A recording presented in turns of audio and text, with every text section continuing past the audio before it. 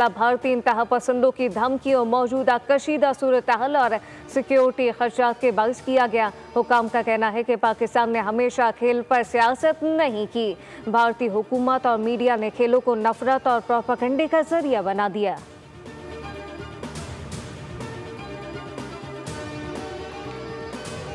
चीनी माफिया ने हुकूमती रिट को चैलेंज कर दिया। चीनी दरामद के फैसले के बावजूद कीमत में रिकॉर्ड इजाफा।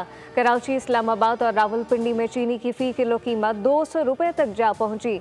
लाड़काना में 195, लाहौर और सियालकोट में 192, मुल्तान, भावलपुर, सक्खर और पेशावर में चीनी 190 रुपये फी किलो में फरोख्त होने लगी। दूसरी जानिब विफाक ने 5 लाख मेट्रिक टन चीनी के दरामद का बाज़ाब्ता अमल शुरू कर दिया।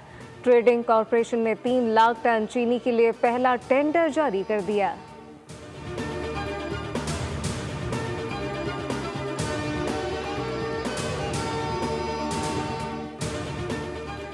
और मुल्क में मानसून का एक और ताकतवर स्पेल तैयार। 17 जुलाई तक मूसलाधार बारिशों की पेशगोई।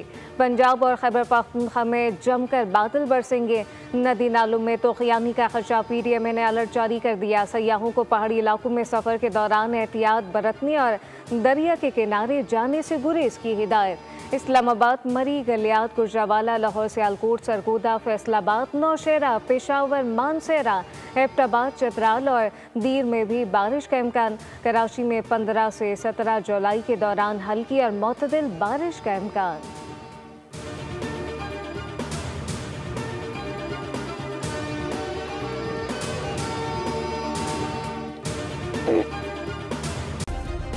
सब्सक्राइब करें और बेल दबाएं ताकि कोई खबर रह न जाए।